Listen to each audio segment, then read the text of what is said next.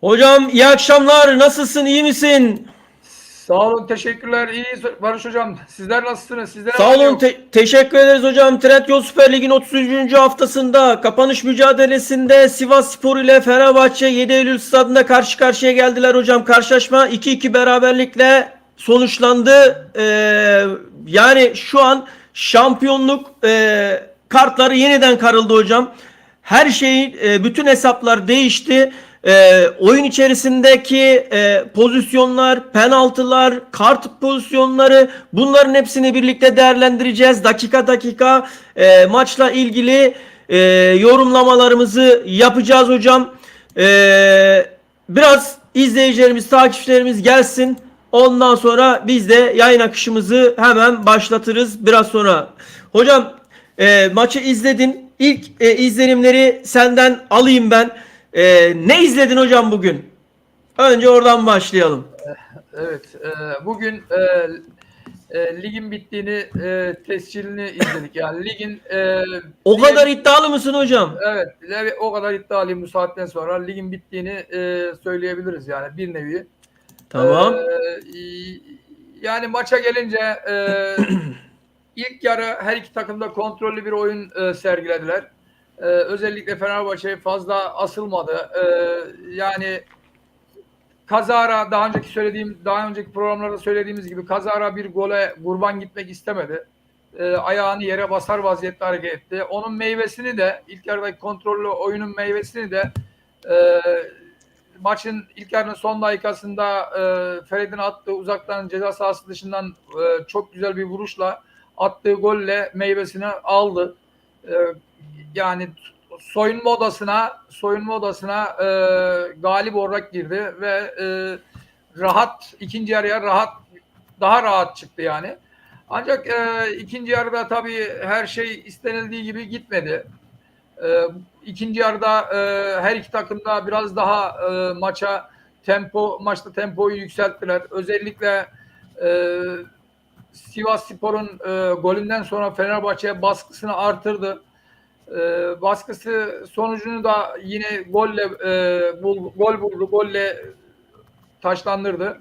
Ancak maçın son dakikalarında her iki takım arasında da gitgellerin yaşandığı mücadelede ceza sahası içerisinde Sivassporlu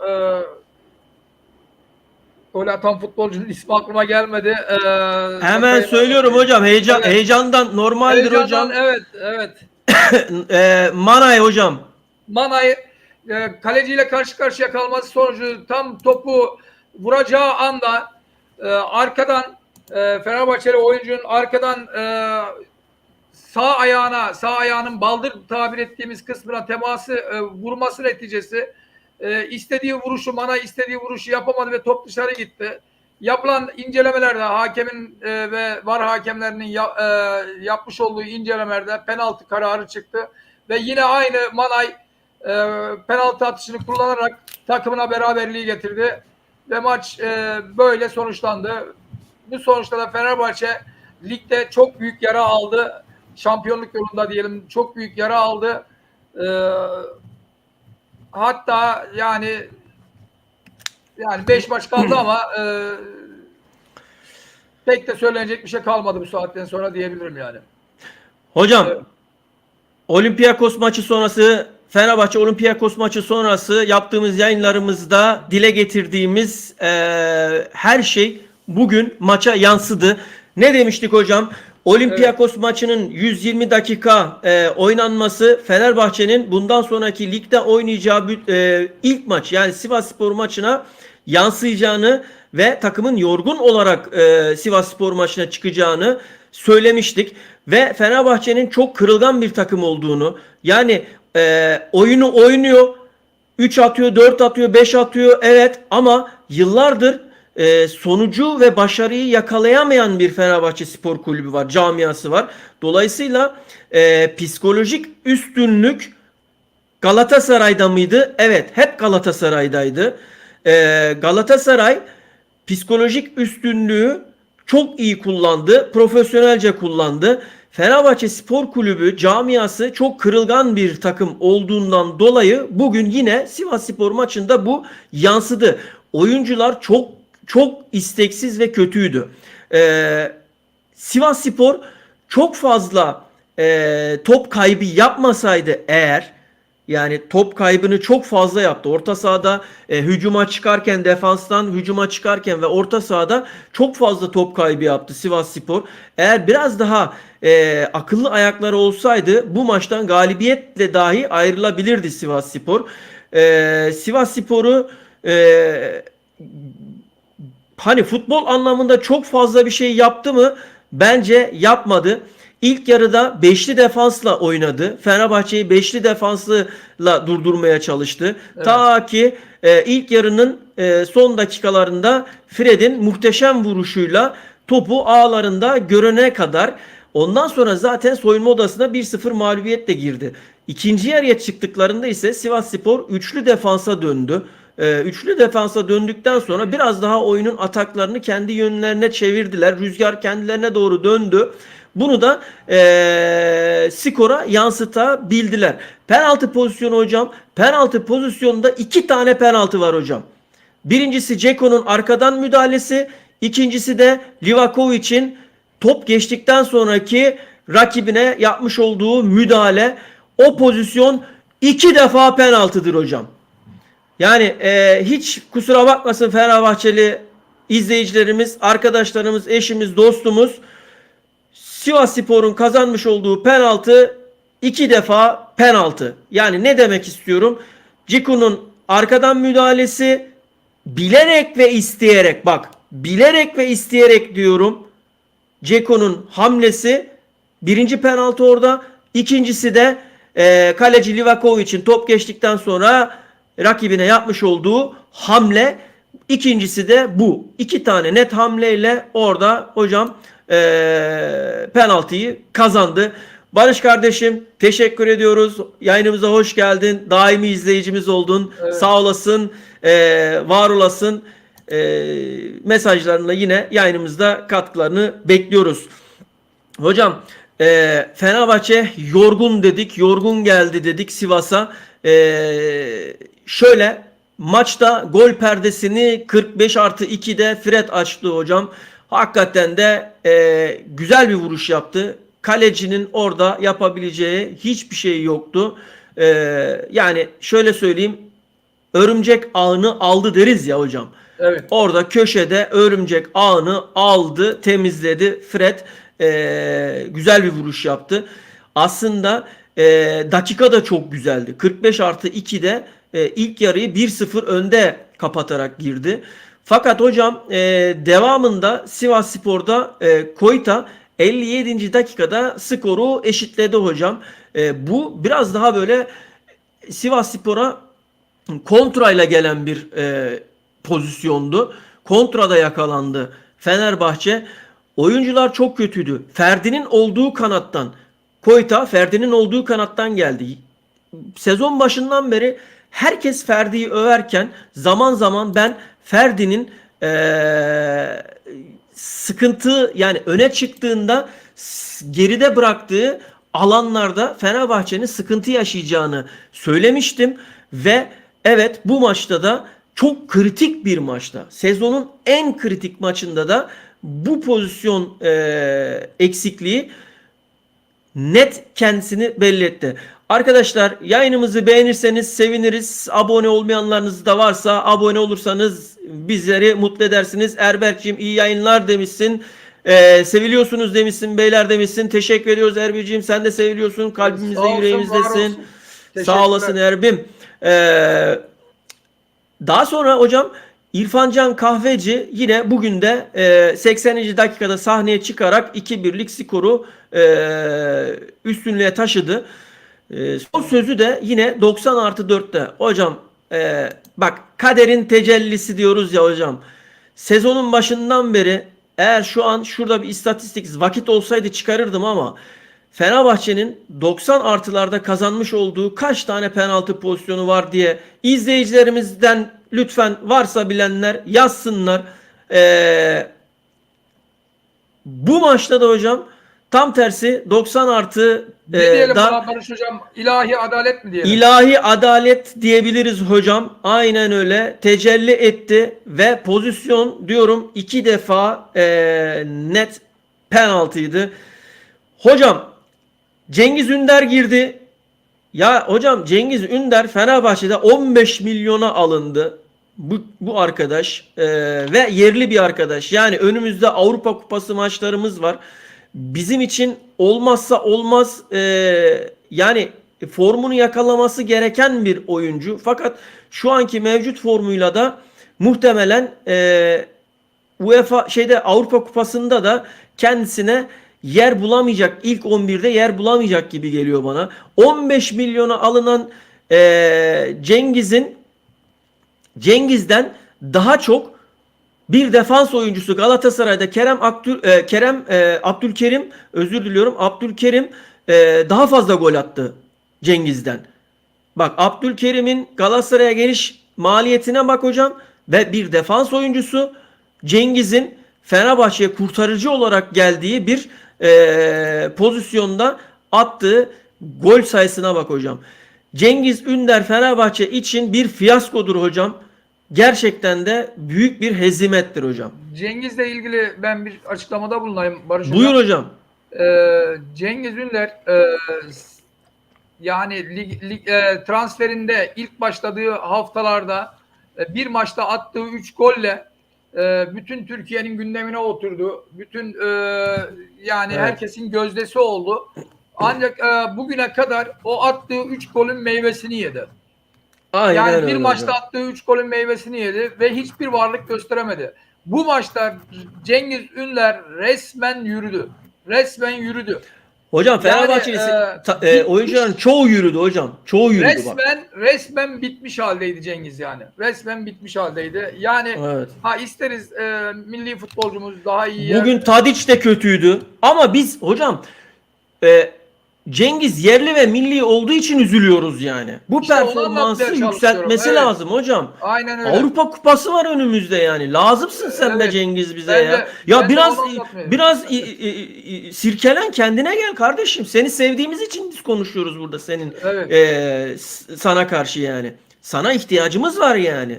Türk Evet. milli takımı olarak sana ihtiyacımız var yani. Senin böyle oynamaya hakkın yok kardeşim. Sirkelen ya. Evet. İstediğin takıma da geldin yani. Evet. Yani yetmedi bir de arkadaşını da Çağlar Evet. Söyüncü'yü de aldılar. Çağlar'ı Yani, da aldılar yanına. bugün o da yedekti. İşin ilginç tarafı Bekao Yatmaya gelmişler hep hocam. Yani- Barış kardeşimiz Sivasspor Fenerbahçe maçının VAR hakemi Benjamin Brandt'ın gelmesi ne güzel de anlatmış oldu bize. Bugüne kadar bedava maç kazandırmalarını sağlayan Türk hakemlerini bize göstermiş oldu. Barış sana %100 katılıyorum. Oraya gelecektik. Teşekkür ediyorum desteğin için. Hocam çok güzel ve doğru tespit. pozisyonları o kadar hızlı tespit ediyorlar ki bak hiç bekleme yok. Offside pozisyonlarını ya biz yerli VAR hakemleriyle offside pozisyonlarını izlerken göbeğimiz çatlıyordu ya. Pozisyonlar gelecek ekrana da yansıyacak da bilmem ne. Sağdan çizecek, sola koyacak da eğrimi çizecek. Öteden mi çizecek, beriden mi çizecek? Bak adamlar ne kadar tertemiz çiziyorlar hocam. Tertemiz kararlar alıyorlar. Evet. Bak Fenerbahçe'de ben buradan Serdar Dursun'a da sesleniyorum. Kardeşim emek hırsızlığı yapma. İkinci Mert Hakan olma. Bak ikinci Mert Hakan olma. Kendini yerlere atma. Fırfırlık yapma. Fırfır gibi orada dönme ceza sahasının içerisinde. Yemiyor artık insanlar bunu yani. Ayıp ya. Sen orada kaç tane Sivassporlu futbolcu arkadaşın onlar senin bir de. Yani hani meslek arkadaşısın yani. Sen onların emeklerine zayi etmeye çalışıyorsun. Emek hırsızlığı yapmaya çalışıyorsun ve kendini ceza sahasının içerisinde atıyorsun ya. Evet. Böyle bir şey olabilir mi ya? Ondan sonra yok bize pozisyonları hep es geçiyorlar. Biz niye ayaklandık diye Ali Koç da kendi kendine rüzgar yapıyor. Ali Koç, bu Fenerbahçe'nin bu hale gelmesindeki tek ve yegane baş sorumlu sensin. Bu takımı saha içinde tutmadın.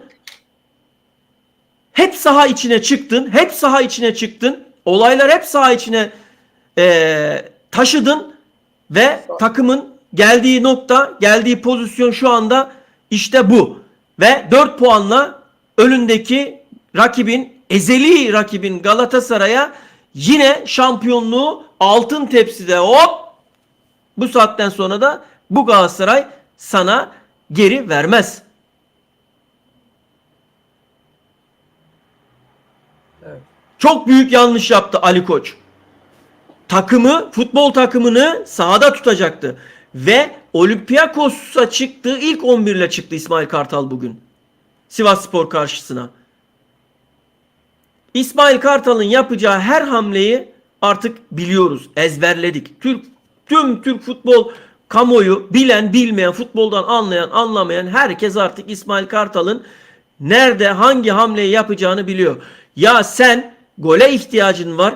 Ciko'yu oyundan alıyorsun ve Batshuayi ile yerde, ya kardeşim 3 tane 4 tane elinde ne kadar forvet varsa hepsini sok, aynı anda oynat ya. Bak Dzeko oyundan çıktı. Direkt soyunma odasına gitti. Ne demek bu? Sildi hoca. Yani zaten gidecek sezon sonunda. Yani diyor ki al işte bu hocayla bu kadar diyor. Arkadaşlar, yayınımızı beğenmeyen hala varsa bir zahmet yayınımızı beğensin. Rica ediyorum. Abone olmayanlarınız varsa da abone olabilirsiniz. Bu maçın bu hale 2-2'ye gelmesindeki en büyük baş aktör Ali Koç ve saha içerisinde de İsmail Kartal'dır. Evet Mutlu Hocam. Evet, demin de dediğim gibi maalesef daha 5 hafta var ama lig bitti gibi diyebiliriz yani. Bu arada Fenerbahçe'nin 7 maçlık galibiyet serisi de Sivas'ta son bulmuş oldu. Son bulmuş oldu. Evet. Evet, yani şampiyonluk yolunda çok ağır bir darbe, çok ağır bir yara almış oldu Fenerbahçe. Evet. Sizin de az önce söylediğiniz gibi bu saatten sonra rakibi Galatasaray'da kusura kalmasınlar ama Fenerbahçeli arkadaşlar bu saatten sonra da herhalde vermez diye düşünüyorum. Yalnız burada şunu belirtmek istiyorum Barış Hocam.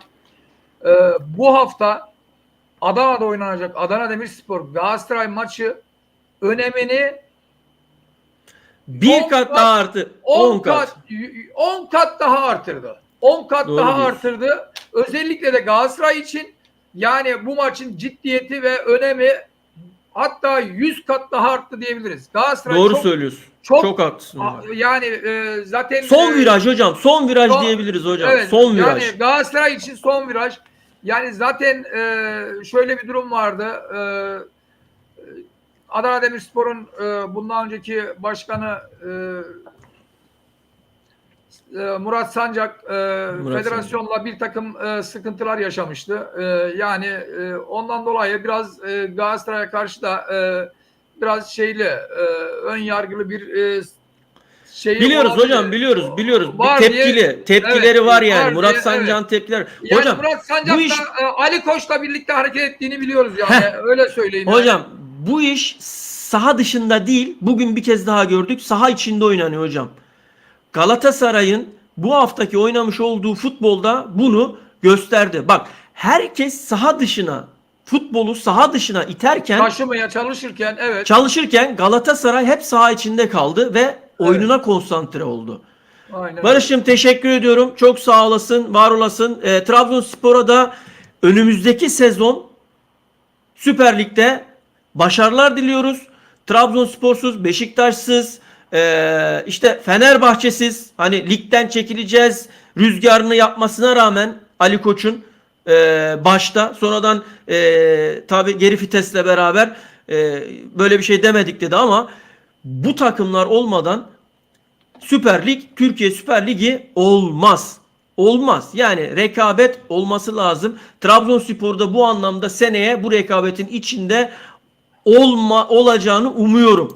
Evet. Sağ olasın Barış, teşekkür ediyorum. Barış kardeşime ben de bir konuşmak istiyorum. Şöyle ki 2011 yılı şampiyonu Trabzonspor'a başarılar diliyoruz önümüzdeki sezon ve Ziraat Türkiye Kupası'ndaki mücadelesi için. 2011 şampiyonu Trabzonspor'a. Evet. Şimdi Eyüp Bey yabancı hakem istiyorlardı. Hocam yabancı hakemi gördüler. Galatasaray bu saatten sonra verirse yönetimi çarmıha gererler. Ali Koç gibi beklemezler. En sevdiğimiz yanımda bu kötüysen gidersin diyor. Doğru, haklısın. Raşit Yılmaz, yayınımıza hoş geldin. Teşekkür ediyoruz. Bir FB'li Trabzon'a başarılar dilemez demiş. Saygı duyuyoruz. Yani futbol saha içerisinde kalır. Saha içerisinde oynanmalı. Fair play. Ben sporcunun zeki, çevik ve aynı zamanda ahlaklısını severim demiş Gazi Mustafa Kemal Atatürk. Bunları hiçbir zaman unutmayalım arkadaşlar. Bunlar bizim mottomuzdur.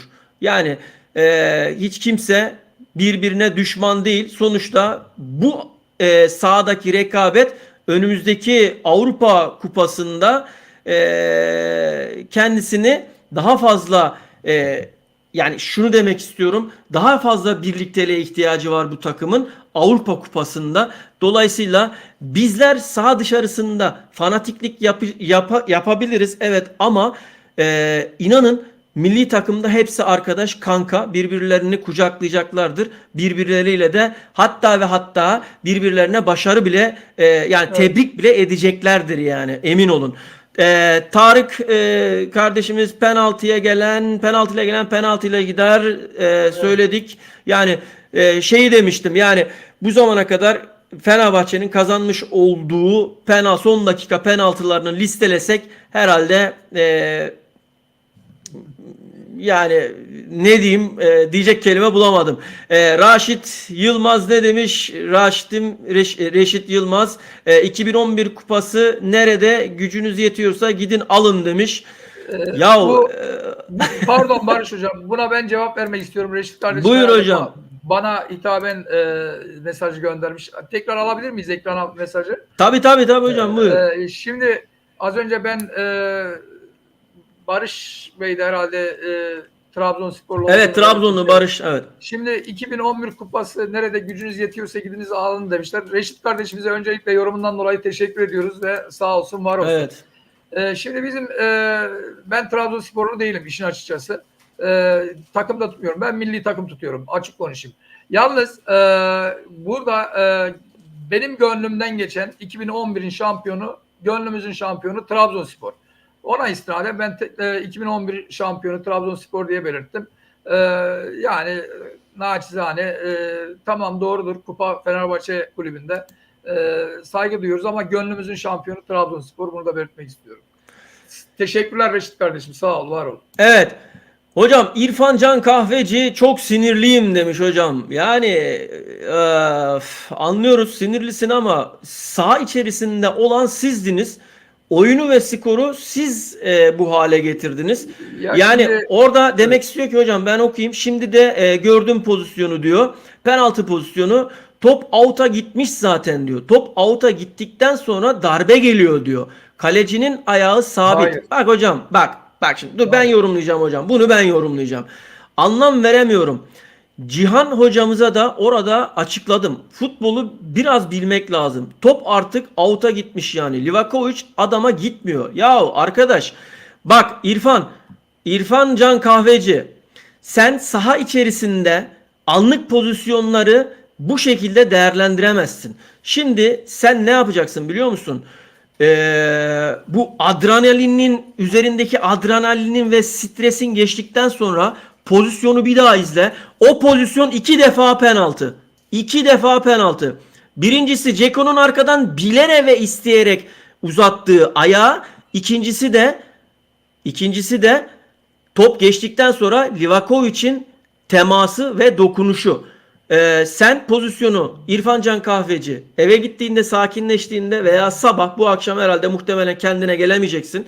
Sabah antrenmana çıkmadan o pozisyonu bir daha izle. Ondan sonra değerlendir. Futbolu bilmek lazım diyorsun.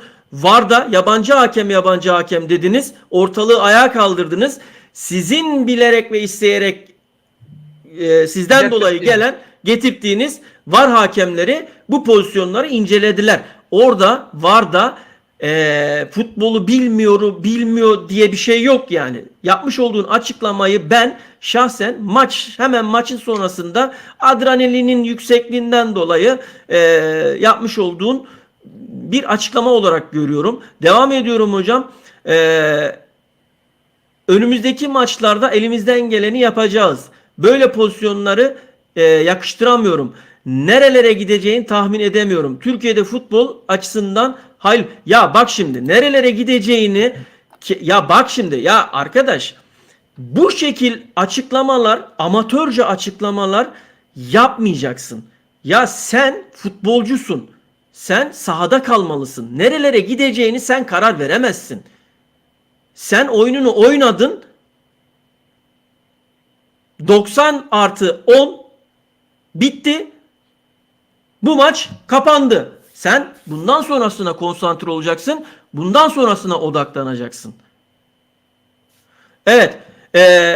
Takipçilerimizin mesajlarını sağ olun. Teşekkür ediyoruz. Çok yoğun bir ilgi de var mesajlarda. Hemen şöyle hızlıca getirmek istiyorum. 2011 kupası nerede? Gücünüz yetiyorsa gidin alın dedi Reşit Bey. Cevapladık. Saygı duyarız demiş yorumunuza ama kupa bizde hocam demiş. Eyvallah. Eyvallah. Barış kardeşim bize başarılar dilemeyin. Siz bize UEFA ama UEFA sitesine bir bak derim. Orada ya bu tamam. Birbirlerine bir atışma olmuş. Arkadaşlar rica ediyoruz saygı çerçevesinde her şeyi konuşabilirsiniz. Buna penaltı diyen adam abartmadan söylüyorum gitsin böyle izlesin. Ona bile 4 kere düşmeden yorum yapmasın demiş. Tamam. Sen kimsin bu yorumları yapacak demiş. Tamam. Futbol bilgisi 0 demiş. Tamam. Ona da tamam. Siz her şeyin iyisini biliyorsunuz arkadaşlar. Biz bilmiyoruz. Siz her şeyi yorumlayabilirsiniz. Her şeye, bütün pozisyonlara hakimsiniz. Saygı duyuyoruz. Sıkıntı yok. Raşit hocam ne demiş? Reşit hocam ben Trabzonspor'a düşman değilim ama ne yazık ki. Arkadaşlar ben mesajları okumayacağım. Teşekkür ediyorum katılımlarınız için. Çok sağ olun. Yayına getireceğim ama okursam yayın akışının dışına çıkıyorum. Teşekkür ediyorum yayınlara verdiğiniz destek ve katkılar için. Her daim yayınlarımızda bekleriz. Her şey saygı, sevgi çerçevesi içerisinde olduğu sürece. Buyur hocam. Reşit kardeşimizin şeyini okuyalım. Buradaki yorumunu okuyalım. Herhangi tamam. bir sıkıntısı yok. Ben okuyayım. Sen ekrana getir. Buyur hocam. Okuyayım. Buyur hocam. Evet. Öncelikle Reşit kardeşimize tekrardan teşekkür ediyoruz. Burada diyor ki ben Trabzonspor'a düşman değilim ama ne yazık ki Trabzonspor Fenerbahçe'ye düşman gibi davranıyor. Fenerbahçe bu ülkenin takımı değil mi? Tabii ki takımı. Bu nefret dolu, Allah. Öyle şey olabilir mi? Dolu bu ülkede en çok şampiyon olan Galatasaray'dır. Ancak Galatasaray Trabzon kankadır. Ya şimdi Reşit kardeşim yani her takımı benimseyebilir. Yani sevebilirler. Kendi aralarında ikili ilişkileri olabilir. Bak geçenlerde federasyonla ilgili bir toplantı yapıldı. Yaklaşık hemen hemen 12-13 takım Ali Koç'un yanında yer aldı. Yani Fenerbahçe'yi destekleyen takımlar var. Kulüpler Birliği Başkanlığından istifa etti ama kaç tane takım rica etti tekrardan gel dedi. Şimdi bu nedir? Bu da Fenerbahçe'ye ve Ali Koç'a olan sevgiyi gösteriyor. Yani bu da demek oluyor ki birçok takım yani kimsenin düşmanı değil yani. Hani diyordu ya biz ve karşı taraftakiler diyordu ya Ali Koç. İşte o karşı taraftakiler dediği yani kimsenin bilmediği ama kendinin karşı taraftakiler dediği başkanlar Ali Koç'un tekrardan başkan olmasını için önünü açtılar. Bu arada şöyle Reşit Yılmaz'a şöyle bir de kısaca bir cevap vereceğim. Ali Koç gördüğünüz yerde resimlerini çekin diye talimat verip bizden birisi çıkıp federasyonuna gidip birilerin tokatlarsa diye demeçler verirken de bu yorumu acaba yapabilmiş miydin? Teşekkür ediyorum yayınımıza katıldığın için. Ve artı şunu söylüyorum. Hiçbir zaman ama hiçbir zaman biz toplum olarak ayrışmamamız lazım. Bakın çok akıllı olmamız lazım. Evet. Hiçbir futbol kulübünün başkanı diğer bir futbol kulübünün başkanına veya camiasını FETÖ'cülükle suçlayamaz. Suçlamamalı. Bak örnek veriyorum. Ben de misale örnek veriyorum. Çevremde birçok Galatasaraylı var. Ama aynı aileden Fenerbahçelisi de var. Galatasaraylısı da var. Tabii ki canım. Şimdi tabii ki. karısı örnek veriyorum Fenerbahçeli, eşi beyefendi Galatasaraylı veya tam tersi biri FETÖ'cü mü oluyor? Çok ayıp şeyler bunlar. Bunları bir özellikle Türkiye'de iş camiasında da bırak Türkiye'yi namı şanı almış Avrupa'da hatta dünyada yürüyen bir kişiliğin aklı selim olan birisinin bunu söylememesi lazım. Bak Fenerbahçelilere Ali Koç gerçek anlamda büyük zarar veriyor. Fenerbahçe Spor Kulübü'nün buralara gelmesinde en büyük sebeplerden bir tanesi Ali Koç'un ta kendisidir. Saha içerisinde de İsmail Kartal'ın ta kendisidir. Bunu bence tekrar bir düşünün. Bak onca yıllık şampiyon olamamanın bedelini bence Ali Koç ödemeli artık. Ali Koç'un bizzat kendisi ödemeli. Kitleleri arkasına almaya çalışıp da Fenerbahçe camiasını, sporu saha dışına itmeye çalışmamalı. Barış hocam, Reşit hocam yine yazmış sağ olsun. Hocam kesinlikle Ali Koç yorumunu tasvip etmedim ve etmiyorum da benim ailemde en çok Galatasaraylı var. Tamam işte onu demeye çalışıyorum. Yani şunu diyorsun değil mi? Yani FETÖ'cü demesini kabul etmiyorum mu diyorsun. Onu anladım herhalde. Doğru mu? Anlıyorum. Yani onu demek istiyorum. Senin ailende de Galatasaraylı var. Galatasaray'ın hepsi FETÖ'cü mü şimdi yani? Olmaz hocam. Yani olmaz. Yani yanlış şeyler bunlar. Barış hocam, Futbol sahada oynanır. Buyur hocam. Barış hocam o konulara geçelim. Biz şu maçımızı Yok yorumlayalım. geçiyorum. Ben Evet, hani maçımızı şimdi yorumlayalım. Ben penaltı pozisyonunu hocam çok özür diliyorum. Şöyle şu an bugün yayınımıza yeni katılan birçok katılımcı arkadaşlarımız da var. Onlar da duygularını ve hislerini bizlere anlatmaya çalışıyorlar. Kendilerini ifade etmeye çalışıyorlar. Evet. Biz bunları daha önceki yayınlarımızda çok konuştuk. Yani o kadar çok hani eğer vaktiniz olursa böyle biraz geriye dönerseniz başlıkları atarsanız bakarsanız orada zaten konular belli. Oradan da okuyabilirsiniz, görebilirsiniz. Onu demeye çalışıyorum. Yani birbirimize bir bağ kurmaya çalışıyorum izleyicilerimizle. Seviyeli bir şekilde. O yüzden anlatıyorum hocam. Hocam ben şöyle İsmail Kartal'dan gelmiş. Maç sonu açıklaması gelmiş. Her şey bitmedi diyor. Sonuçta 3 puan almak için geldik. Rakibimizin de çıkışı vardı son haftalarda. Son 2 maçını kazanıyordu Sivasspor. Bakıyorum hemen yanlışımız olmasın. Evet son 5 maçta 1 beraberlik, 2 mağlubiyet ve son 2 maçında da galip gelen bir Sivasspor vardı. Bugün de çok iyi savunma yaptılar. Çok kapandılar. Çok zorlandık. Kapalı savunmaya karşı ama 2 gol atmayı başardık. Berabere bitti maç. Ben oyuncularıma sonuna kadar güveniyorum. Oyuncularımla gurur duyuyorum. Oyuncularım çok karakterli. Her şey bitmedi. Daha 5 maç var. Son anda penaltıyla maç berabere bitti. Bu bizi bir hayli üzdü.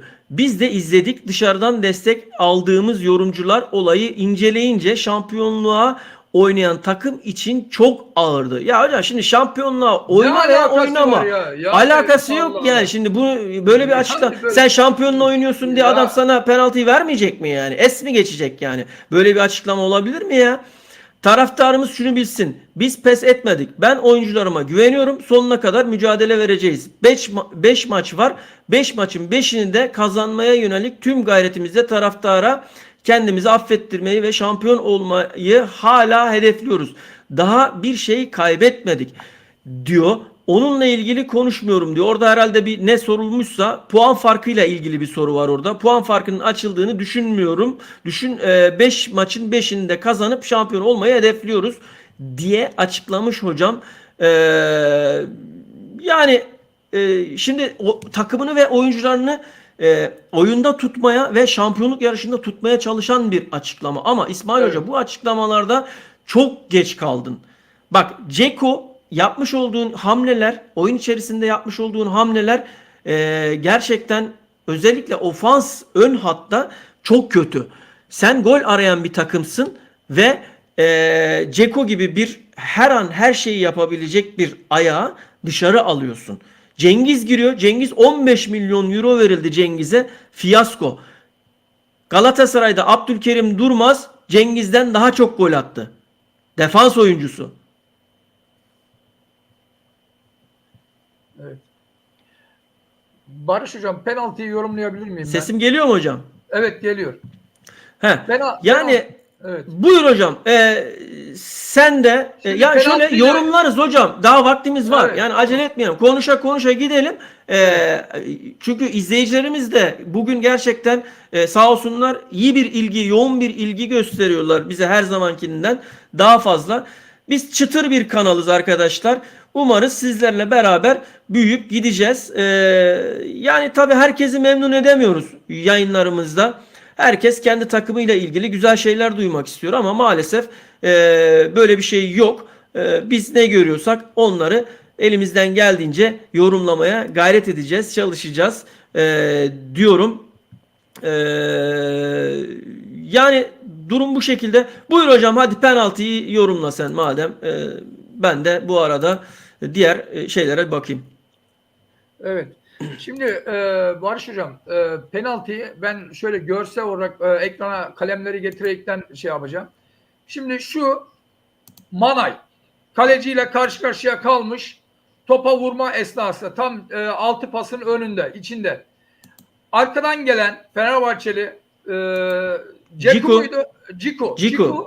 Dzeko tam Manay'ın topa vuracağı esnada, vurması esnasında arkadan sağ baldırı tabir ettiğimiz o arka kısmına, etli kısmına ayağıyla dokunuyor. Bu şekilde vuruyor. Bu şekilde vuruyor. Manay da topu istediği gibi vuramıyor. O apallamayla yani müdahaleyle şeyle birlikte Livakovic'in üzerine düşüyor. Yani sendeliyor, şeyini kontrolünü kaybettiği için. Ya şimdi burada ben şunu söylemek istiyorum.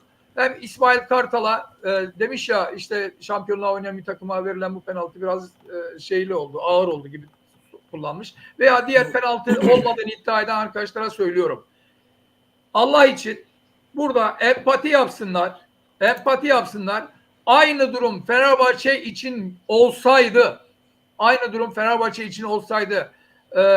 Sivas 2-1 önde olsaydı, Fenerbahçe'nin o son dakikadaki ayağına vurulsaydı, onu penaltı der miydi, demez miydi? Ben sadece bunun cevabını bekliyorum. Bu penaltı değil diyen arkadaşlardan. Bir de Barış hocam, bir de 9 kusurlu hareket denen bir olay var ceza sahası içerisinde. Biz çocukluğumuzdan beri deriz yani. 9 kusurlu hareket. Ya 9 kusurlu hareket ne? Ya kardeşim, ceza sahası içerisinde gole giden bir adama dokunduğun an bırak vurmayı, penaltı. Yani dokunduğun an derken yani öyle normal şarjlı hali değil yani. Müdahale, yani müdahale ettiğin an faul derecesinde müdahale ettiğin an penaltı. Ya arkadaş, şimdi yani burada bu penaltı değil de ne ya? Yani Allah için ya, ben arkadaşlar bir beğeninizi alırız. Seviniriz. Çok sağ olun. Teşekkür ediyoruz yayınımızı izlediğiniz için. Abone olmayanlar varsa da abone olsa yine mutlu oluruz. Buyurun hocam. Kusura kalmasın Fenerbahçeli taraftarlarımız, kardeşlerimiz. Bu pozisyon kesinlikle ve kesinlikle penaltı. Bak Fred'le İrfan Can Kahveci'nin attığı goller nasıl güzelse, nasıl takdir ediyorsak, 10 numara 5 yıldız gol diyorsak, bu pozisyonda penaltı arkadaşlar. Ya lütfen hocam oraya geldin. 2 golü de yorumlayayım ben. Bak Fred'in pozisyonunda şut çekmeden önce hiçbir Sivassporlu oyuncu baskı kurmadı. Baskı Evet. eğer orada topa müdahale edip hatta önünde bir tane oyuncu vardı Sivassporlu, sırtını döndü topa. Sırtını dönene kadar ayağınla müdahale etme hamlesi yapmış olsaydı Fred o kadar rahat vuramazdı o topa. Bir. Evet. İkincisi, birinci gol için bunu söylüyorum. İkinci gol için de İrfan Can Kahveci o kadar çok boş kaldı ki markajda bile değildi yani. Yanında, etrafında hiçbir Sivassporlu markajda olan oyuncu yoktu. Eğer biraz birebir bir markajlık bir durum olmuş olsaydı orada İrfan Can yine rahat vuramayacaktı. Ama tabii futbol böyle bir şey. Nihayetinde o öyle olsaydı böyle olsaydı falan değil. İki gol var Fenerbahçe açısından atılan. İkisi de biri Fred'den biri İrfan Can'dan geldi.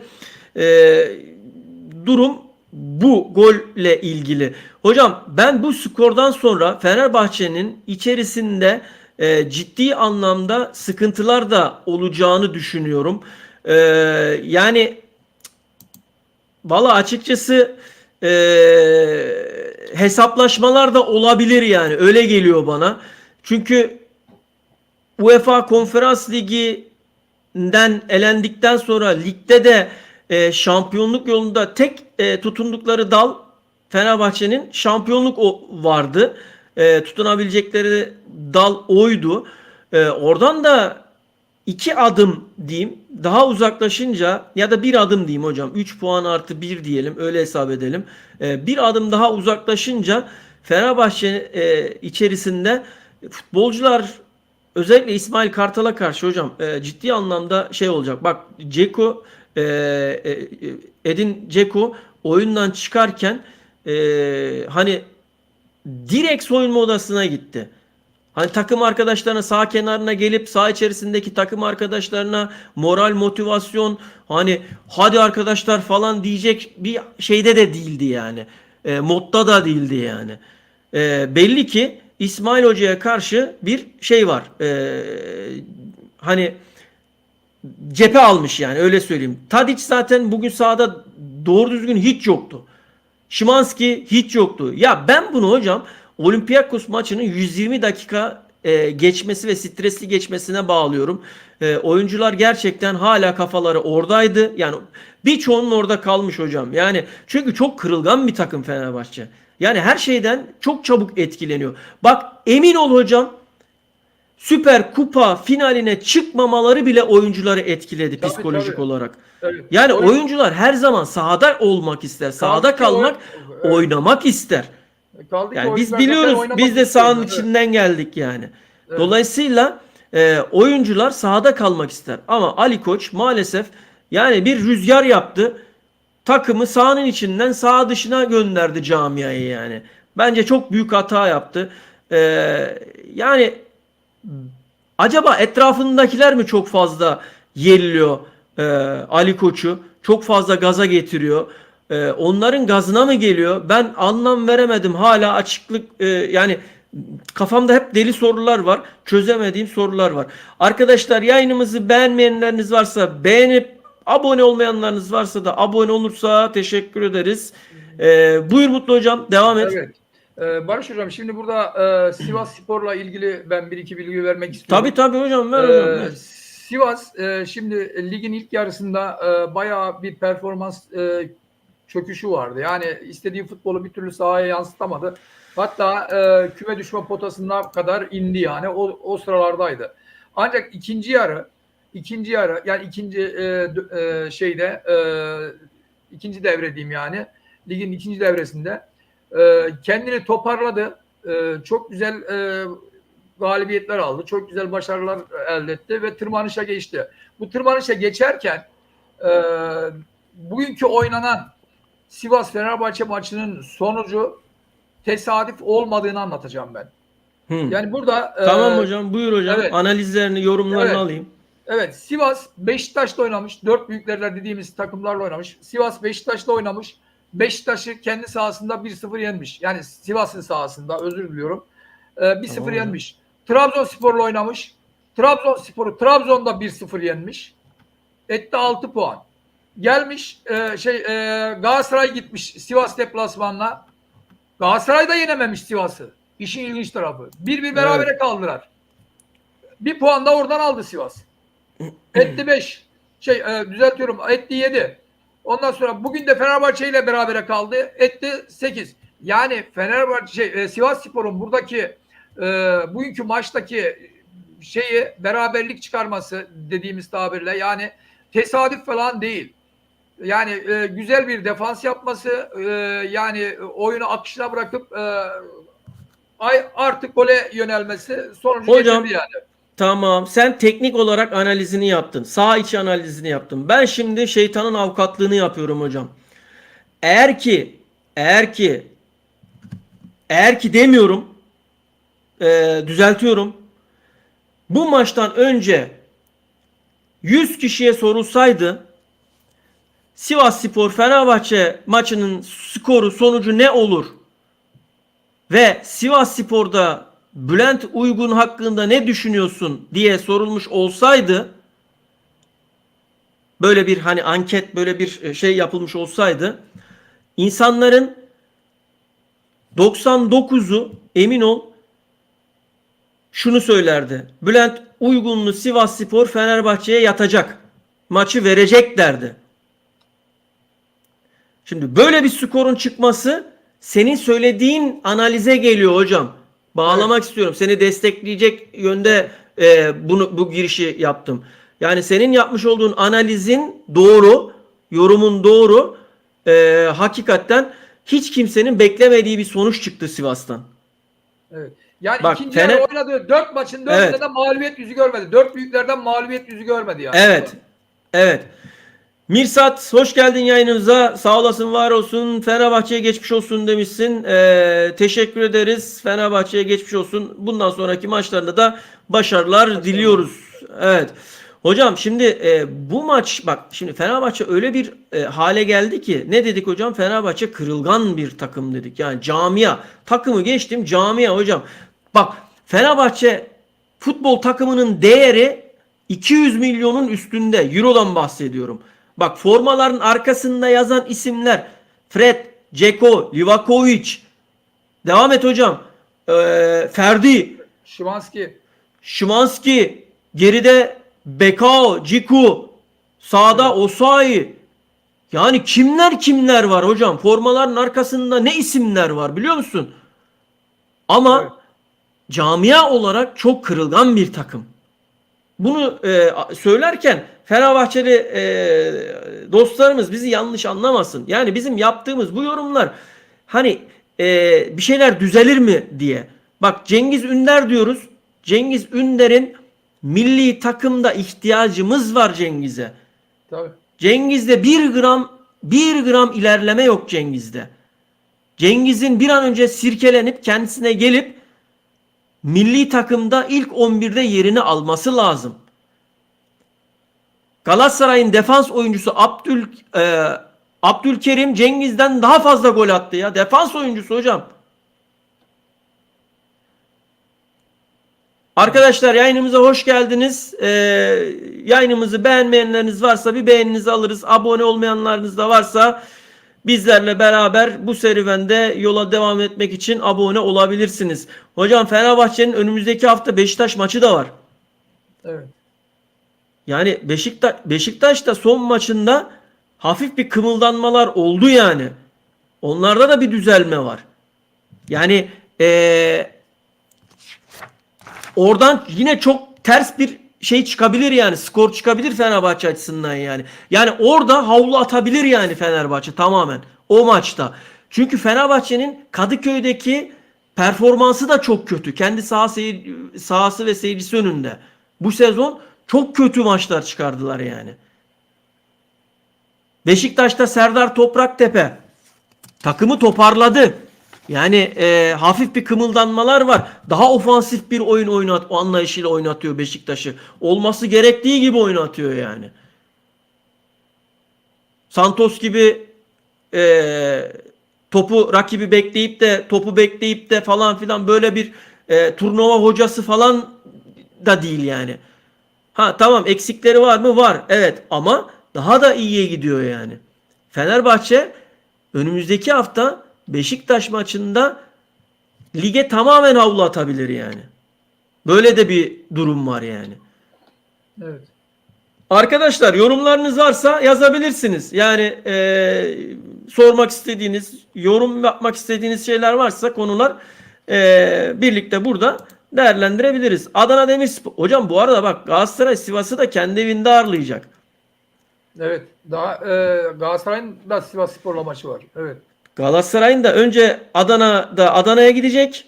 Daha sonra Rams Park'ta kendi Sivas'ta. evinde Sivas'ı ağırlayacak. Sivas'ta da oynayacak. Ama Galatasaray öyle bir tempo yakaladı ki e, yani bu tempoyu özellikle kendi evinde falan yani müthiş. Müthiş yani. Harika bir tempo, baskı, her şey var yani. Galatasaray'da şampiyonluk modunu gerçekten haftalar öncesinde açmış ve Mayısları da erken getirmiş bir durumda top oynuyor. Ya bir defa hocası çok tecrübeli hocam. Hakikaten Okan Buruk nerede ne yapması gerektiğini. Hocam bak bir de oyuncuları o kadar çok yönlü hale getirdi ki yani her oyuncuyu her pozisyonda oynatabiliyor artık neredeyse. Barış'a artık bir kalede oynatmadığı kaldı yani. Evet. Dönelim Fenerbahçe'ye. Arkasından Fenerbahçe Beşiktaş'tan sonra Konya maçı var hocam. Mayıs'ın 6'sında. Arkasından Fenerbahçe Kayseri'yi kendi evinde ağırlayacak. Yine 12 Mayıs'ta. Yani şöyle 3 maçlık Galatasaray'a kadar 3 maçlık bir periyot var Fenerbahçe'de. Kendi evinde Beşiktaş, deplasman Konya, yine kendi evinde Kayseri maçları var. Yani bu arada hocam yani Kayseri mesela Kayseri deyince Kayseri de son 5 maçından 2 beraberlik ve 3 yenilgi aldı. Kayseri biraz herhalde Fenerbahçe'yi zorlayamayacak gibi geliyor bana. Yani biraz rahat herhalde oradan geçecek gibi. Konya'da son 5 maçında 2 beraberlik, 2 mağlubiyet, bir beraberlik aldı. Son maçında da yine mağlubiyet aldı. Yani ya Hocam, Galatasaray maçına kadar buyur hocam.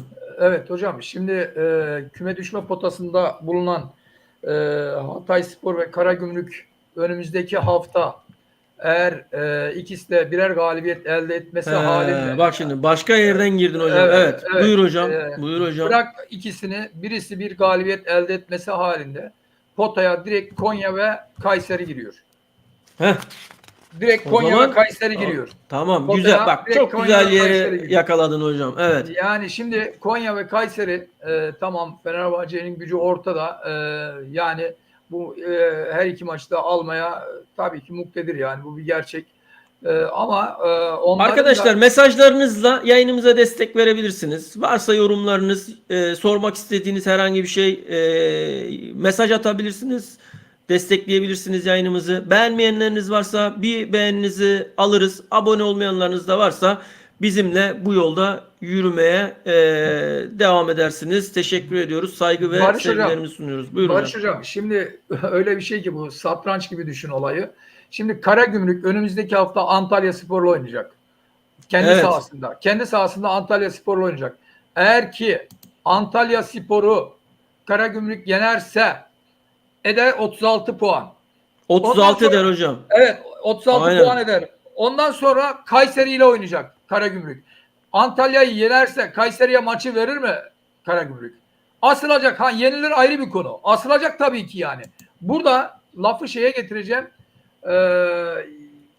Yani Fenerbahçe her ne kadar orada Konya ve Kayseri ile oynayacak kolay gibi gözükse de Konya ve Kayseri'nin hala kırmızı çizginin üzerinde yani. Üstünde değil yani. Üzerinde. Her an altına düşebilir yani. Onun için yani önümüzdeki hafta bu Hatay ve Karagümrük maçının sonucuna bağlı oynanacak maçlar. Fenerbahçe'nin oynayacağı maçlar, öyle söyleyeyim yani. Evet. Evet hocam. Devam ediyorum. Son haftada Fenerbahçe'nin hani Galatasaray'dan sonra İstanbulspor'la bir maç var. Oralarda bir şeyler değiştir mi hocam ya? Konya mesela Galatasaray Konya'ya gidecek. Hani ne diyorsun? Orada bir herhangi bir Ya şimdi Galatasaray'ın Konya'ya gitmesi son hafta, yani son haftaya kalıyor. Yani O kadar şey değil. Ya bu 3 haftada her şey belli olacak yani. Bu yani 3 haftada her şey belli olacak yani. Galatasaray Fenerbahçe maçı da zaten belli olacak, kendini gösterecek yani, şampiyon Ali Veli kimse artık yani kendini gösterecek, belli olacak yani. Fenerbahçe veya Galatasaray yani. Konya Galatasaray maçı o kadar şey pozisyona kalmaz ya. O güne kalmaz yani şampiyonluk maçı. Evet. Fenerbahçe açısından sıkıntılı. Galatasaray açısından değil. Galatasaray açısından Konya maçı sıkıntılı değil. Fenerbahçe açısından sıkıntılı. Çünkü Aynen, Fenerbahçe ile önce oynayacak yani. Çünkü Fenerbahçe ile şu an yani tam kırmızı çizginin üzerindeyken oynayacağı için yani önemli. Konyaspor için o maçın. Evet. Aynen öyle hocam. Hocam bu arada Sivasspor Fenerbahçe maçından sonra Mauro Icardi kendi sosyal medya hesabında şu olayı yapmış hocam ve zız yazmış altına. Yani rahat uyuyoruz demiş. Bizler rahat uyuyoruz demiş. E, Yani çok iddialı sözler. Ya o tür Artık şeylere girilmemesi lazım. Yani şimdi tamam Icardi'yi hep seviyoruz ama ya kardeşim gerek yok ya. Şimdi o adamların bir can sıkıntısı var. Yani bir mağlubiyet almışlar. Şampiyonluk yolunda yara almışlar. Yani üzerine de gidilmemesi gerekir. Yani böyle saçma sapan şeyler. Ya sen sevilen, Türkiye'de sevilen, kendini kabul ettirmiş bir insansın. taraflı tarafsız. Taraflı Tabii, tarafsız. gerek yok o tür şeylere girmeye ya. Ya gerek yok ya. Bırak onu başkaları paylaşsın. Ergen çocuklar paylaşsın onu. Hocam 13 yıl sonra şu anki mevcut Icardi'yi seven çocuklar, küçük kardeşlerimiz 13 yıl sonra artık erkekler yavaş yavaş sakalı bıyığı çıkmaya başlayacak. İşte kızlar biraz daha böyle artık ergenlik çağlarına falan gelecekler ve o jenerasyonu yakaladı şu anda Icardi ile Galatasaray. Yani bir jenerasyon daha yakaladı Galatasaray. Eskiden Hacı işte UEFA'lı dönemlerde nasıl bir jenerasyon yakalamıştı Galatasaray. Şimdi de Icardi ile bir jenerasyon daha yakaladı. Yani taraflı tarafsız diyorum bak bunu. Yani bunun zaten ispatlarını nerede gördük? Statta Fenerbahçe formasıyla ama şu hareketi yaparak resim çektiren, babasına resim çektiren küçük kardeşimiz de gördük. Doğru mu? Annesinde Fenerbahçe forması vardı. Kendisinde Fenerbahçe forması vardı. Yani gönüllerinde, kalplerinde bir Icardi sevgisi var. Barış şey demiş, şuradan şöyle göstereyim. Kalan maçlar artı demiş ki kalan maçlarda kaç puan toplanır? Mutlu hocam, Evet, ben söyleyeyim onu. buyur Kalan hocam sana maçlarda. veriyorum. Aha. Barış kardeşimize teşekkür ediyoruz. Çok güzel bir Teşekkürler Barış. soru Çok oldu. sağ ol. Destek veriyorsun bize de. Evet. Sağ olasın. Teşekkür Kalan ediyoruz. maçlarda öncelikle Fenerbahçe'yi söylüyorum. Fenerbahçe 4 galibiyet, 1 beraberlik, 13 puan alır. Hocam Artı- öyle yapma. Öyle yapma hocam. Maç gidelim. Bak ben de notumu alayım. Söz uçar, yazı kalır hocam. Fenerbahçe, Beşiktaş. Ya tek tek mi yazacağız? Tabii tabii. Ya sen söyle ben yazıyorum. Beşiktaş. Tamam. 3 Fenerbahçe galibiyeti. Fenerbahçe. Evet. Hocam Konya Fener. Fenerbahçe 3. 3 diyorsun. Hocam Fenerbahçe Kayseri. Hocam ama bak şimdi az önceki tezinle şimdi ters Hayır, düştün hayır. ya. Ters düşmedi. Az Hayır, önce ters diyordun düşmedi. ki Anadolu takımı falan diyordun. Şimdi Hayır, hepsine şimdi Fener'e oradaki yazmaya yorumum- başladın. Oradaki yorumum Konya içinde. Ya, sen Tamam. kesinlikle o şey değil. O Konya için. Konya maçı almak zorunda. Almazsa küme düşecek. Fener Yani böyle dedin Konya'ya. Hayır, tamam Fener dedim. Doğru. Yani Fener alacak, şampiyonluğa oynayacaksa alacak yani, bırakmayacaksa bu şeyi, hala bırakmayacaksa almak zorunda yani. O manada Yani söylüyorum. yani sen duygularınla mı hareket Hayır. ettin? Hayır. Sen oradaki şeyi anlayamadın. Nüansı anlayamadın. Şöyle ki yani ben burada şu an Fenerbahçe ile ilgili yorum yapıyorum. Demin Konya ile ilgili yorum yaptım. Evet. Ya Konya kümede kalmak istiyorsa asılacak yani. Fenerbahçe maçını vermeyecek. Böyle diyorum ama Fenerbahçe alır. Ben şu an kendi fikrimi söylüyorum. Bundan daha doğal ne olabilir yani? Tamam. Hocam o zaman Fenerbahçe Kayseri. Fenerbahçe 3 puan da oraya ekle. Vay arkadaş ya. Hocam Evet. Galatasaray Fenerbahçe hadi buyur. Berabere 1 puan ekle. Hocam Evet. var ya. Ya ekle. Hocam bir şey soracağım. Son maç İstanbulspor, o da 3 puan Hocam ekle. hocam bir şey soracağım. Eğer ligin ilk yarısındaki gibi bir derbi izleyeceksek şayet Evet. izlemeyelim ya. Hakikaten izlemeyelim. Yani ligin ilk yarısındaki derbiyi hepimiz hatırlıyoruz. Şu an yayınımızı da izleyen birçok izleyici arkadaşlarımız var. Yeni Oraya geleceğiz. gelen arkadaşlar, yayınımızı beğenmediyseniz ve abone olmadıysanız bir beğeni abonenizi alırız. Teşekkür ediyorum. Sağ olun. Barış hocam, oraya Mesajlarınızla geleceğiz. da destek verin. Yorumlayalım mesajlarınızı. Sormak istediğiniz bir şey varsa. Buyur hocam. Şimdi 5 maçta 13 puan yaptı mı benim söylediğim Hocam Fenerbahçe'ye? şöyle dur daha bitmedi. Dur bir saniye hocam. Devam Galatasaray edeceğiz. Fenerbahçe evet Galatasaray Fenerbahçe 1 3 3 3 9 10. Son maç Fenerbahçe İstanbul. Ya o da tabii 3. Fener diyeceksin. İstanbul 13 puan 3 etti mi hocam? 13 yaptı hocam. Artı 85, 98 yaptı mı? Aynı Dur Bahçeli gibi şimdi. konuşmaya başladım ben de. Tamam. 85 evet hocam. 98 yaptı mı? 98 hocam. Fenerbahçe'nin 3'ü çıkar hocam. Hayır. Fenerbahçe'nin bu seneki alacağı toplam puan 98 Barış hocam. Yaz bir kenara. Yazdım hocam. Tamam. Yazdım 98. hocam. Geldik Galatasaray'a. Dur hocam, dur hocam, dur. Bir dakika hocam. Çok özür diliyorum. Şöyle. Buyur hocam. Evet. Verdim müziği hocam, buyur. Verdin mi müziği? Evet. Verdim hocam. Hocam, Demirspor Galatasaray. Berabere 1 puan. Galatasaray'a 1 puan yaz orada. Vay arkadaş ya. Adana. Ya arkadaş, ben yorum Galatasaray. yapıyorum burada. Tamam 1 puan. hocam, tamam. Saygı duyuyorum hocam. 1 puan. Galatasaray Sivas. 3 puan. Galatasaray diyorum. 3 puan. Evet. Karagümrük Galatasaray. Galatasaray diyorum 3 puan. Galatasaray Fenerbahçe. Beraberlik 1 puan. Konya Galatasaray. 3 puan Galatasaray diyorum. 11 puan yaptı mı şimdi Barış 11 hocam? puan hocam. Evet hocam. Artı 90 Artı 90. ne etti? 101. Evet hocam. Şampiyon kim oldu? 3 puanla şampiyon Galatasaray mı diyorsun hocam? Evet hocam. 3 puanla Galatasaray bu saatten sonra şampiyon yani. Peki hocam. Notumu aldım.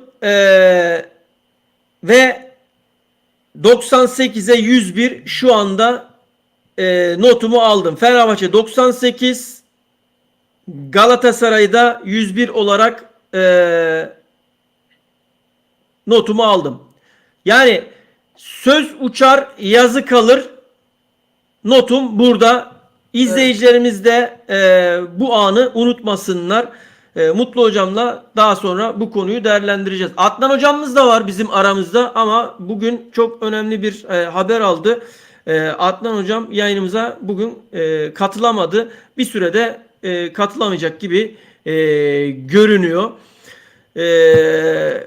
Şöyle hemen Barış demiş ki Konya Kayseri maçı Fenerbahçe'ye zor verir. Hocam ölümüne oynayacak iki takımda Evet. demiş.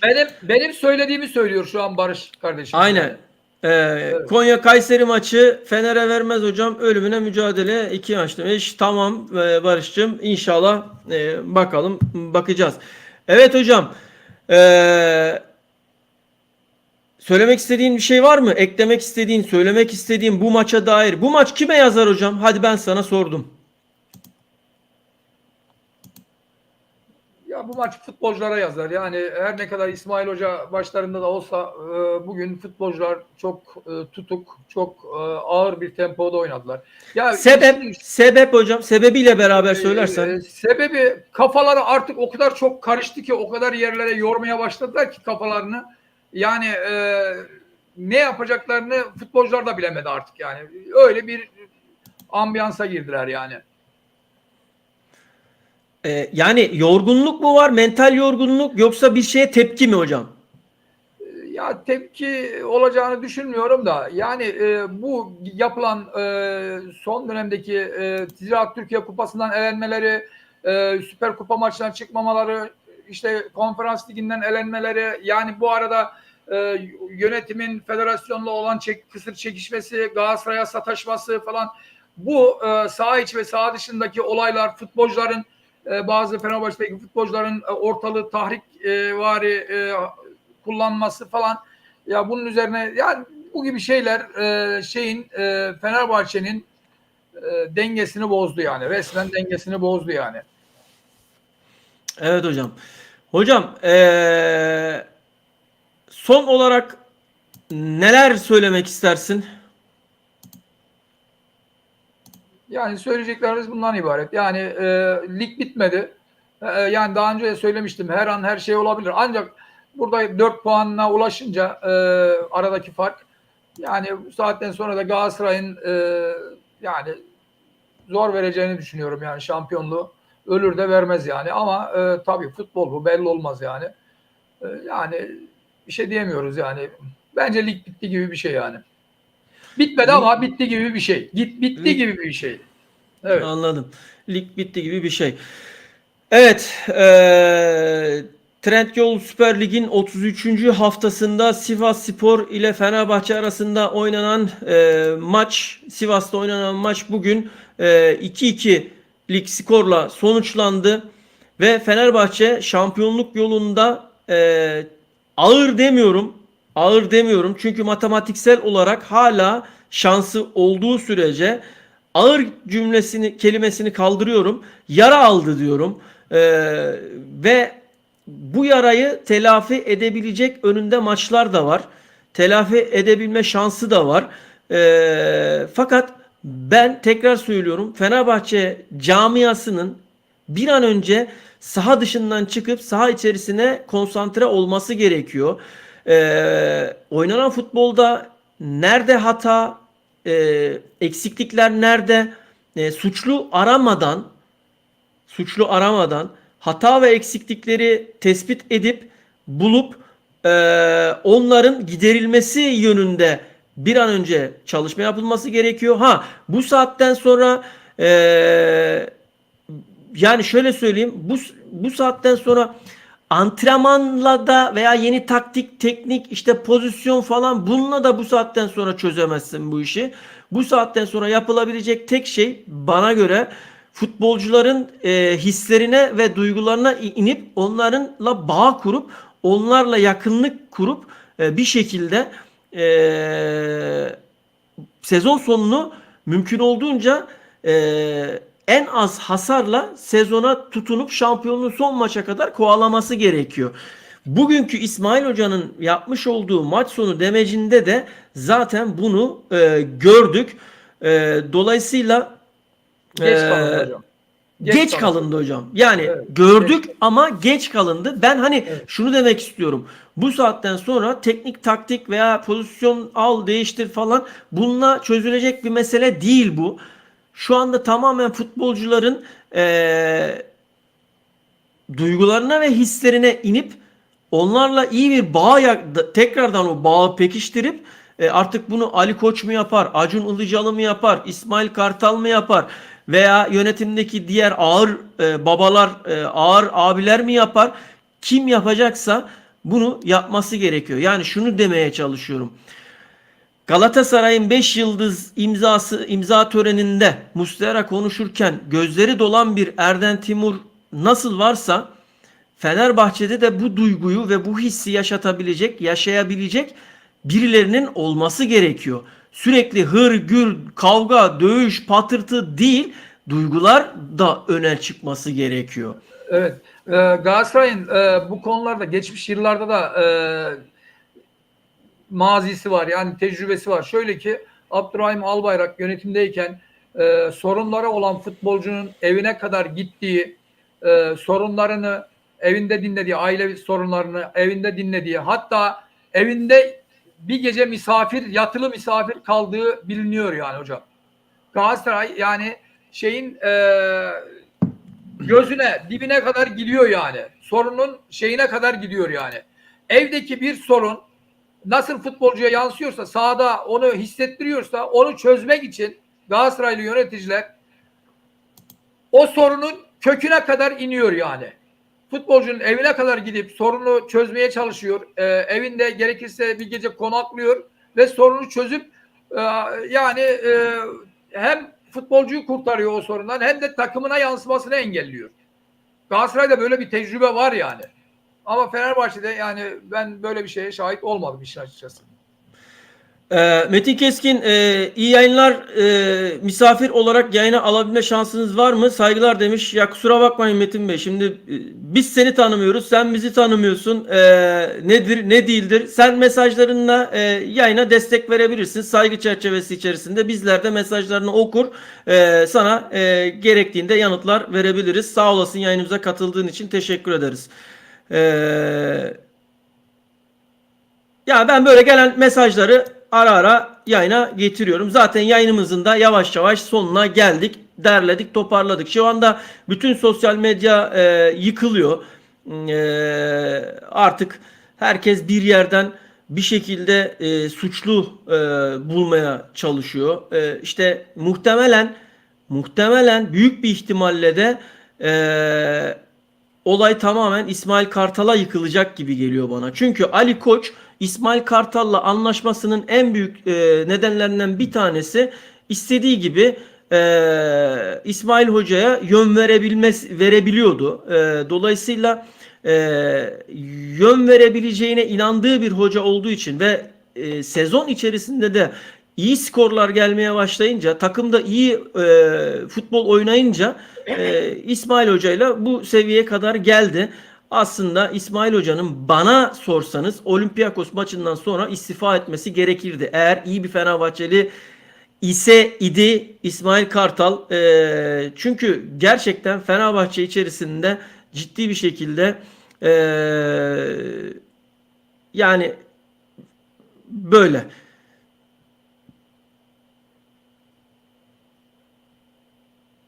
Şöyle bir daha bakıyorum mesajlara. Fenerbahçe takımı sonuna kadar ligden çekilelim dediler. Tam destek gördüler. Fenerbahçe yöneticileri taraftarın istediğini yapsın. Bu tiyatro ligden çekilsin.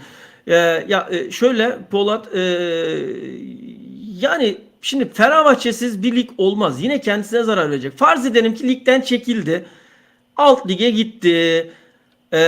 Şampiyon oldu alt ligde. İşte geleceğim oraya hocam. İşte ligin değeri kayboldu bilmem ne. Farz edelim ya. Şimdi Galatasaray, örnek veriyorum. Yani niye Galatasaray'a örnek veriyorum? Diğer takımları niye vermiyorum? Niye Galatasaray'a örnek veriyorum? Galatasaray Bankalar Birliği'nden de çıkıyor seneye. Eğer Fenerbahçe bu ligde olsa da olmasa da Galatasaray çok büyük yol kat edecek. Yol kat edecek. Yani makas daha fazla açılacak. Ali Koç'un bu kadar çok belli etmese de ortalığı ayağa kaldırmaya çalışmasının sebeplerinden bir tanesi de kendi bankaları da var Bankalar Birliği'nde. Oradan gelecek faizlerin de önü kesiliyor eğer Galatasaray buradan çıkarsa. Hem sportif anlamda hem para anlamında Galatasaray'ın önü açılmış oluyor. Biraz da bu anlamdan şey var. Fenerbahçe camiasında özellikle Ali Koç'ta bir gerginlik var yani. Metin Keskin, kardeşim yaş 45, üslubumuz adamımızı biliriz. Eyvallah, sağ olasın, teşekkür ederiz. Dediğim gibi ya Metin, sağ olasın. Mesajlarla biz seni okumaya çalışacağız. Sağ olasın, var olasın. Polat, hakemler ve TFF tüm suç onların, İsmail'in falan yapacağı bir şey yok demiş. Tamam. İsmail Hoca dedi ki puan farkı açılmadı. 5 maçımızı kazanıp şampiyon olacağız diyor. Bence o da ağlıyordur şimdi demiş çekiç kafa. Metin Keskin, adamsın kardeşim. Adam işte, objektif yayıncılık demiş. Sağ olasın, teşekkür ediyoruz. Ya biz şöyle, şimdi ben mesela tişört giydim, böyle aslan figürü var. Eminim şimdi gören birçok yayınımıza da yeni gelen, bugün çok da fazla katılımcı oldu. Yeni arkadaşlar mesajlar falan da yazmaya başladı. Akıllarında başka şeyler de vardır. Tabii ki gönlümüzde bir takım var ama şurada ekrana geldiğimizde biz her zaman elimizden geldiğince gördüklerimizi tarafsız bir şekilde ifade etmeye çalışıyoruz, anlatmaya çalışıyoruz mümkün olduğunca. Elbette hatalarımız da var. Hani biz profesyonel, hani Süper Lig'de futbol oynayıp da emekli olup da ekran başına gelen insanlar değiliz. Ama sahanın içinden gelen insanlarız. İşte Mutlu Hocam Anadolu'da birçok kulübün basın ve yayın işleriyle ilgilendi. Adnan Hocam bugün şu an yayınımızda yok ama İstanbul takımlarının başta Galatasaray olmak üzere Beşiktaş, Fenerbahçe camialarında birçok tanıdığı isimler var. Galatasaray'ı çok yakından takip ediyor, biliyor. Antrenmanların olsun, yönetimden olsun birçoğuyla da teması var. Ben de nacizane burada kendimce bir şeyler anlatmaya çalışıyorum. Elbette bizim de bir futbol geçmişimiz var, spor geçmişimiz var. Umarız sizlerle daha iyi zamanlarda, önümüzde mesela Avrupa Kupası var, transfer dönemi var. Buralarda da yine yayınlarımızda hep birlikte olacağız. Sizlerden ricam, abone olmadıysanız abone olun. Bizlere de bu anlamda destek verirsiniz. Beğenmediyseniz de yayınımızı beğenirseniz seviniriz. Teşekkür ediyorum. Şöyle bir Metin Keskin'den ben 48 yaşındayım. Aramızda 3 yaş var. Kardeşim desem herhalde bir sorun teşkil etmez. Metin kardeşim, Metinciğim diyeyim veya daha arkadaşvari olur. Ben Galatasaraylıyım ama bu Ali Koç konuşmasından dolayı seni tebrik ediyorum demişsin. Eyvallah, teşekkür ediyorum. Çok sağ ol. İsmail Kartal, bence futbolcuları bir terapiye götürmesi lazım hocam. Hocam terapiyi kendileri yapacak.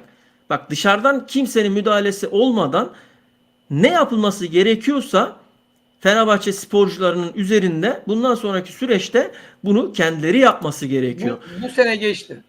Bu sene işte hocam bundan sonraki şimdi hocam ne dedik? Matematiksel olarak şansı devam ettiği sürece henüz bir şey bitmiş değil. Sadece psikolojik olarak üstünlük. Bak ne deniyordu? Psikolojik üstünlük kimde? Değil mi? Hep bu konuşuluyordu. Onu anlatmaya çalışıyorum. Psikolojik üstünlüğü ele alabilmeleri için belli ki bunu İsmail Hoca beceremiyor, yapamıyor. Yönetim de bu konulara uzak kalıyor. Yani saha dışıyla uğraşmaktan. Bunu yine kendi çevrelerinden, yakınlarından bir tanesinin üstlenip yapması gerekiyor. Yani o babacanlığı, hani babacanlık ruhu vardır ya hocam. Hani şöyle bir gelir insan, şöyle biri gelsin benim şuraya omuzuma dokunsun. Ben o dokunuştaki hissiyattan benimle ilgili ne hissettiğini anlarım mesela. Anlatabiliyor muyum demek istediğimi? Evet. Birisi gelecek, Ceko'nun omuzuna dokunacak, o hissi verecek Ceko'ya. Hani ben sizinleyim, bu camia sizinle diye o hissiyatı vermesi gerekiyor yani. Hocam son bir sorum var. Sizce Ali Koç da ağlıyor mudur şu anda? Teşekkürler. Yani bilemiyorum ya, çekiç kafa. Metin Keskin, emin olun Olympiakos maçında sizlerden fazla Fenerliydim. O gün sarı lacivert bayrağı bile astım balkona. Vallahi helal olsun. Bravo, Tebrik bravo. ediyoruz. Bravo. Gerçekten bunlar güzel şeyler. Bravo. Yani gerçekten olması gereken şeyler. Ya biz üzülüyoruz Metin hocam. Şöyle, şimdi bak, yayınımıza hangi dakikadan itibaren katıldığını bilemiyorum ama şunu söyledim ben. Cengiz Ünder Avrupa Kupası'nda ilk 11'de yerini almalı. Bizim Cengiz Ünder'e ihtiyacımız var. Yerli bir Tabii oyuncu. ki. İsmail Yüksek, Cengiz Ünder, İsmail İrfan Can Yüksek. Kahveci, yani bunların hepsine ihtiyacımız var. Hepsine ihtiyacımız var. Yani Bunların sirkelenip bir an önce, özellikle ben Cengiz'i hocam, diğer saydığın isimler okey. Hani daha istikrarlı gidiyorlar ama Cengiz üzerinden söylüyorum. Cengiz Ünder şu anda gerçekten nasıl söyleyeyim, nasıl ifade edeyim bilemiyorum ama vasıfsız bir eleman gibi sahanın içerisinde gezinip duruyor hocam. Yani onun, bak bu yaşımla ben çıkayım oraya, o sahaya, onun yaptıklarının belki bir tık altında ben bile yaparım yani şu anki halimle bile. Yani alıyor topu, işte içeri giriyor. Belli yani, yapacağı şey belli yani. İçeri kat etmeye çalışıyor. Ya kaleye vuracaksın ya uzak direğe ortalayacaksın. Başka yapacağın bir şey yok yani. Bunu çözdü artık insanlar yani. Senin bak, Barış Alper örneğini vereceğim. Niye Barış Alper örneğini vereceğim? Barış Alper nasıl geliştiriyor kendisini? Dünkü maçta herkes izledi Barış Alper'i. Nasıl bir fizik koyuyor ortaya?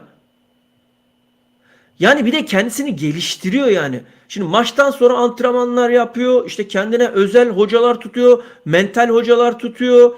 Ondan sonra yemesinden uykusuna kadar hepsini tertipli ve düzenli bir şekilde yapıyor. İşte bunu Cengiz'in de yapması gerekiyor. Yani önümüzdeki Avrupa şampiyonasını düşünüp ilk 11'de kendisine yer bulabilmesi için bunu yapması gerekiyor. Metin hocam demiş ki sabaha kadar uyumadım sinirden. İsmail Kartal, o ağzımı geleni saydım. Fener'in PAF takımı yenerdi o takımı. Ya işte yani çok konuştuk o konuyu ya Metin hocam. Çok konuştuk. Yani gerçekten inanılır gibi değil. Maalesef olmadı. Yani yapacak bir şey yok. Onun analizlerini zaten bir önceki maçımızda yaptık. Kardeşim biraz da takımın buralara gelme sebebi Ali Koç, çünkü saha içinde kalmadı. Ya işte bak, demin ne söyledik? Saha içinde kalması gerekiyordu dedik. Aslında yayınımızın hepsinde baştan beri hep anlattığımız şeyler. Sen de aynı şeylere değiniyorsun. Hocam yayınımızı yavaş yavaş sonlandırıyorum. Arkadaşlar son bir kez daha hatırlatmak istiyorum. Eğer hala yayınımızı beğenmeyenleriniz varsa bir beğeni atıp parayla değil, bizi motive etmiş olursunuz. Abone olmayanlarınız da varsa abone olursanız bu yolculukta hep beraber sizlerle beraber yürürüz. Teşekkür ediyoruz yayınımıza göstermiş olduğunuz katkılardan dolayı. Daha sonraki canlı yayınlarımızda buluşuncaya dek kendinize çok iyi bakın diyorum. Hocam sen bir şeyler söylemek istiyor musun? Yok, herkese saygılar, sevgiler ve iyi akşamlar, iyi geceler diliyorum. Sağ olsunlar, var olsunlar. Teşekkürler. Sağ olun. Hepinize iyi akşamlar. Bir sonraki canlı yayında görüşünceye dek hoşça kalın. Sağ olun. Var olun.